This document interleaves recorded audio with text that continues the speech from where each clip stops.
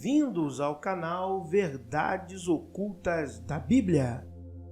E neste vídeo nós faremos uma comparação entre o registro dos 10 mandamentos, daquilo que se encontra na Bíblia hebraica, também conhecido como Pentateuco, mais especificamente o livro do Êxodo, no Antigo Testamento, e os Vedas, as escrituras sagradas hindus.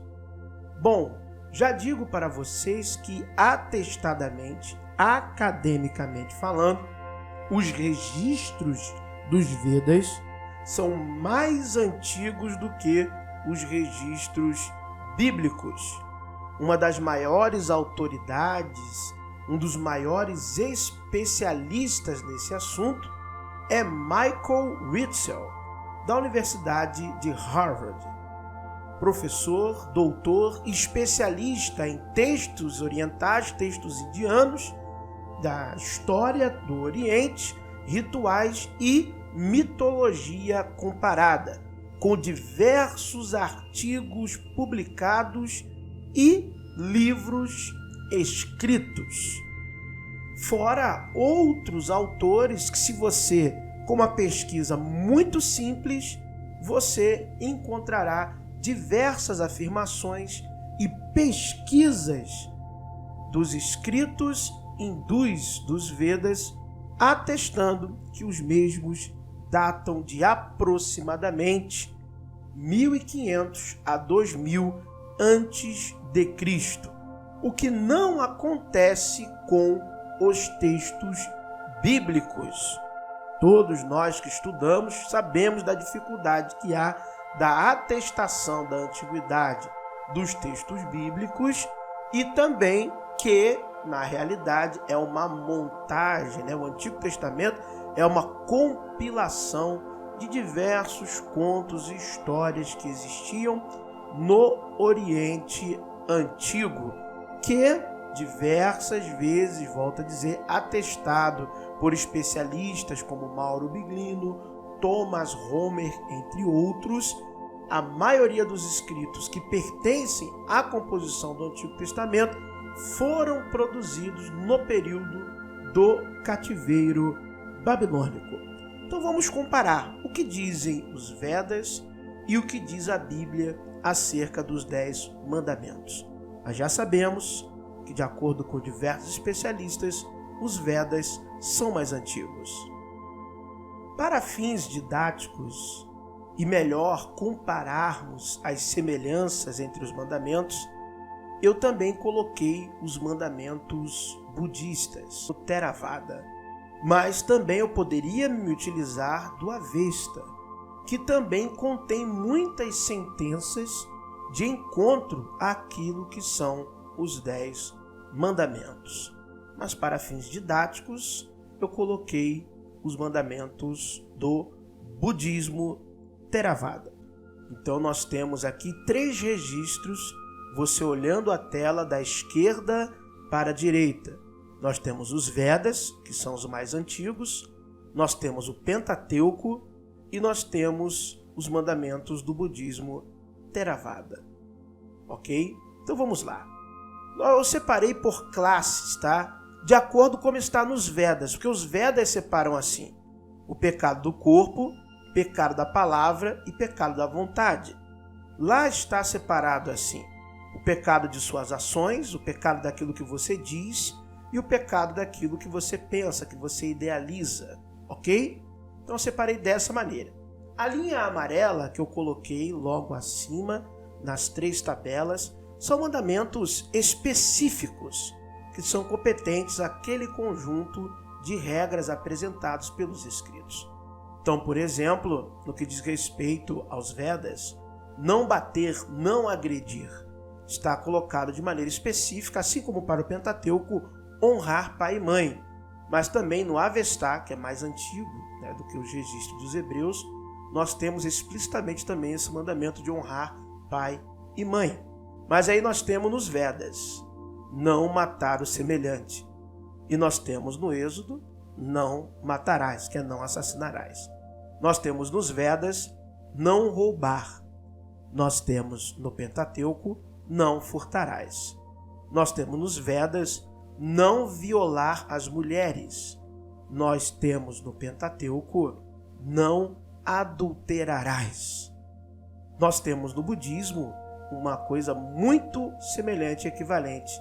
Abster-se de matar seres vivos, abster-se de tomar o que não for dado, abster-me de comportamento sexual impróprio. Muito semelhante. Nós temos nos Vedas não ser dissimulado falso, não mentir, não injuriar.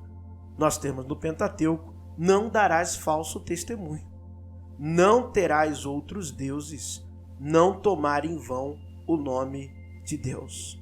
E aí nós temos no budismo Theravada abster-me da linguagem incorreta. Olha só que curioso, não?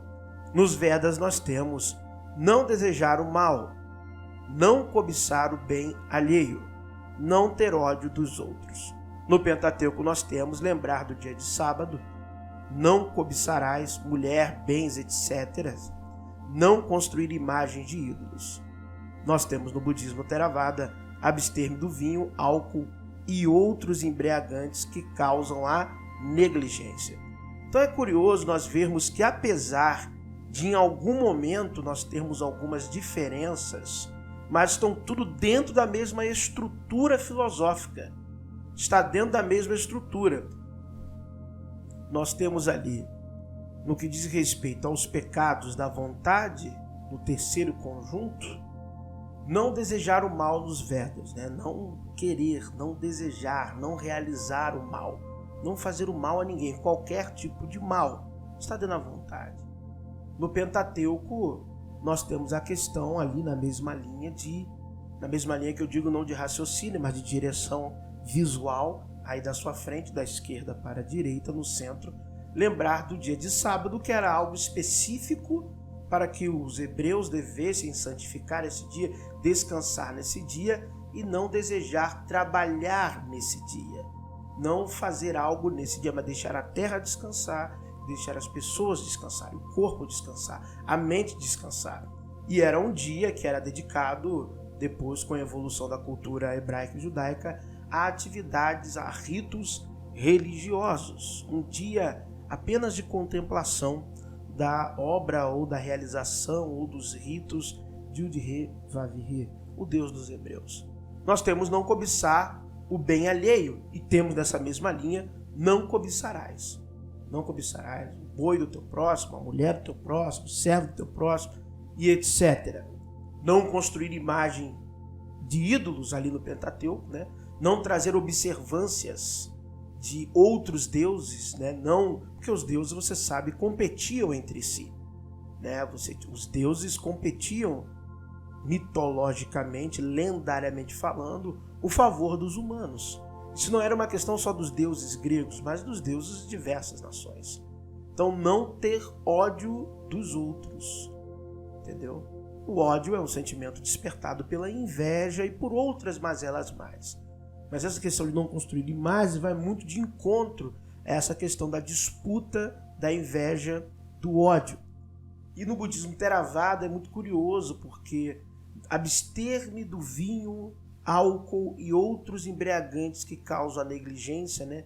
Que fazem-me perder a razão, o raciocínio, fazem-me perder, né, a questão da realidade, o que é real e o que não é, o controle de minhas ações, ok? Nós percebemos que o conjunto que são do controle do pecado, dos pecados da vontade, vão de encontro a isso, a não ter um comportamento negligente, a não ter ações negligentes, a não exercer uma vontade baseada no mal, na cobiça, no ódio, né, na perca da razão, né, na ausência da prática do bem. Então você vê isso claramente também no lembrar do dia do sábado, não cobiçarás e não construir imagens de ídolos.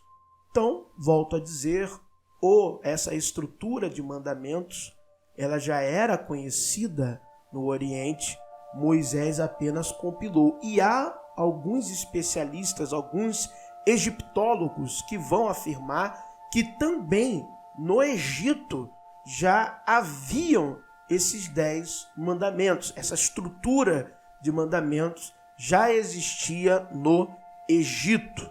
Então, claramente, independente, né, da atestação da fonte mais antiga, né, se é no Egito, se é na Índia, né, se é nos Vedas, o zoroastrismo com certeza não, porque o zoroastrismo vem, né, dessa construção das religiões orientais também, né, hindu-arianas e por aí vai. Então, nós de uma coisa podemos dizer, né, não é a Bíblia o registro mais antigo. Ou seja, Moisés, ele traz esses 10 mandamentos de outras culturas. E o que parece é que no texto hebraico há a construção de um mito fundador hebreu para a origem e introdução desses 10 mandamentos para a cultura do povo hebreu. Mas a realidade óbvia é que estes mandamentos já existiam. A semelhança está aí. Você pode se aprofundar muito mais. Existe muita informação acadêmica disponível acerca disto.